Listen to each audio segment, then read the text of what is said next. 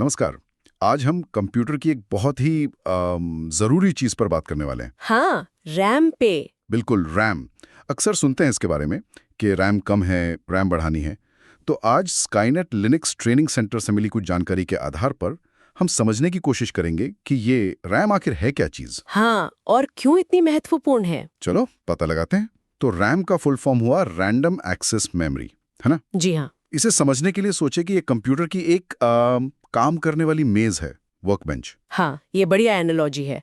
Work bench. जितनी बड़ी आपकी मेज होगी उतना ही ज्यादा सामान फैलाकर आप आराम से तेजी से काम कर सकते हैं। बिल्कुल।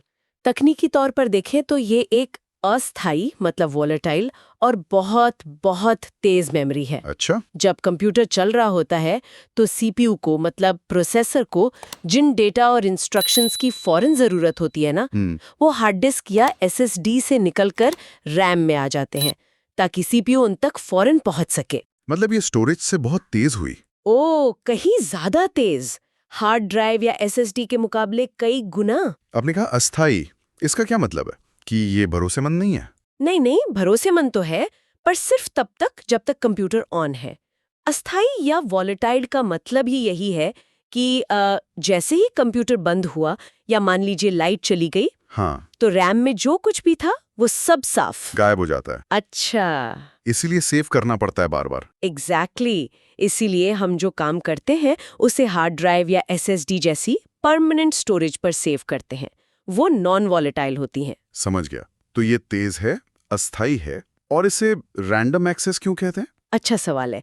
रैंडम एक्सेस का मतलब है कि सीपीयू को रैम में किसी भी लोकेशन पर मौजूद डेटा को एक्सेस करने के लिए, मतलब पढ़ने या लिखने के लिए, शुरू से आखिर तक जाने की जरूरत नहीं। जैसे पुरानी टेप रिकॉर्डर में होता था। हाँ, बिल्कुल वैसा नहीं। वो सीधे लगभग तुरंत मेमोरी की किसी भी बाइट तक पहुंच सकता है। इसीलिए रैंडम, ये सीक्वेंशियल एक्सेस की उलट है। ओके, तो अगर ये अस्थाई है तो हम इसे इस्तेमाल ही क्यों करते हैं फिर? सब कुछ परमानेंट स्टोरेज पर क्यों नहीं रख लेते? इसका जवाब एक शब्द में है, स्पीड, रफ्तार। हाँ। हार्ड ड्राइव और यहाँ तक कि जो आजकल तेज एसएसडीज आ गई हैं, वो भी सीपीयू की प्रोसेसिंग स्पीड के सामने काफी धीमी है। अगर सीपीयू को हर छोटे-मोटे काम के लिए बार-बार एसएसडी या हार्ड ड्राइव तक जाना पड़े, तो कंप्यूटर बहुत बहुत स्लो हो जाएगा। रैम उस गैप को भरती है। अच्छा, ये एक ब्रिज की तरह काम करती है। हाँ बिल्कुल, सीपीयू और धीमी स्टोरेज के बीच एक सुपर फास्ट ब्रिज। और शायद इसीलिए मल्टीटास्किंग मतलब एक साथ कई काम करना मुमकिन हो पाता है। बिल्कुल सही। आजकल कौन एक चीज करता है? ब्राउजर में 10 टैब खुले हैं, पीछे गाना चल रहा है, कोई डॉक्यूमेंट खुला है। हाँ हाँ, कोड एडिटर भी चल रहा होता है कई बार। बिल्कुल। जितनी ज्यादा रैम होगी उतनी ज्यादा एप्स आप एक साथ स्मूथली चला पाएंगे, बिना कंप्यूटर के अटके या धीमे हुए। मतलब जैसे अगर किसी के पास 8 GB रैम है तो रोज के काम शायद चल जाएं। हाँ, चल जाते हैं। लेकिन अगर कोई गेमिंग कर रहा है या वीडियो एडिटिंग या वर्चुअल मशीन चला रहा है, तो उसे ज्यादा चाहिए होगी, 16 GB, 32 GB। हाँ, उन्हें 16 GB, 32 GB या उससे भी ज्यादा की जरूरत महसूस होगी, वरना परफॉर्मेंस गिरेगी। और जब रैम कम पड़ने लगती है तब क्या होता है? वो जो कहते हैं सिस्टम स्लो हो गया। हाँ, जब आप इतने सारे प्रोग्राम खोल लेते हैं कि वो मौजूदा रैम में फिट नहीं हो पाते, तो ऑपरेटिंग सिस्टम एक जुगाड़ करता है। जुगाड़? कैसा जुगाड़?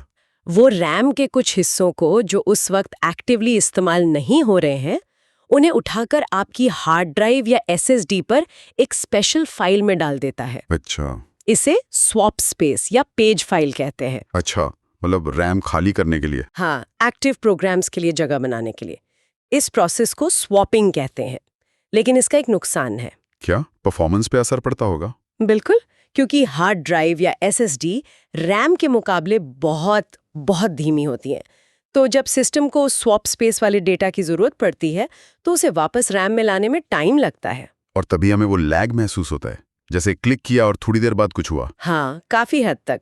एप्लीकेशन स्विच करते समय या कोई भारी काम करते समय जो अटकन महसूस होती है, वो अक्सर इसी स्वैपिंग का नतीजा होती है। तो एक तरह से कंप्यूटर को तेज करने का एक अच्छा तरीका रैम अपग्रेड करना हो सकता है, अगर वो कम है तो। ये बिल्कुल सही पॉइंट है। प्रोसेसर या ग्राफिक्स कार्ड अपग्रेड करना अक्सर महंगा होता है, थोड़ा मुश्किल भी। लेकिन रैम बढ़ाना तुलना में काफी आसान और सस्ता पड़ता है। और इसका असर तुरंत दिखता है। हाँ, ज्यादातर मामलों में ज्यादा रैम का सीधा मतलब है कि सिस्टम को स्वैपिंग कम करनी पड़ेगी, उसे धीमी स्टोरेज पर कम निर्भर रहना पड़ेगा। तो ओवरऑल परफॉर्मेंस स्मूथ हो जाती है। तो मतलब निचोड़ ये है कि रैम भले ही दिखती छोटी सी है, पर हमारे कंप्यूटर इस्तेमाल करने के एक्सपीरियंस पर, खासकर मल्टीटास्किंग करते वक्त, इसका सीधा और बहुत बड़ा असर है। बिल्कुल। और ये हमें थोड़ा आगे के बारे में सोचने पर भी मजबूर करती है। आगे के बारे में मतलब जैसे जैसे सॉफ्टवेयर और गेम्स, एआई मॉडल, बड़े डेटा सेट्स, ये सब और ज़्यादा जटिल और रिसोर्स इंटेंसिव होते जा रहे हैं। हाँ, मेमोरी तो ज़्यादा खाएंगे ही। एग्जैक्टली। तो हमारी मेमोरी की ज़रूरतें भी तेज़ी से बढ़ रही हैं। तो सवाल ये उठता है कि क्या जो अभी रैम टेक्नोलॉजी चल रही है, जैसे DDR5 वगैरह, वो काफ़ी होगी, या हमें जल्द ही किसी बिल्कुल नई तरह की मेमोरी की ज़रूरत पड़ेगी? जो शायद और भी तेज हो और ज़्यादा कैपेसिटी वाली हो। हाँ, ये देखना वाकई दिलचस्प होगा कि मेमोरी टेक्नोलॉजी आगे कैसे विकसित होती है।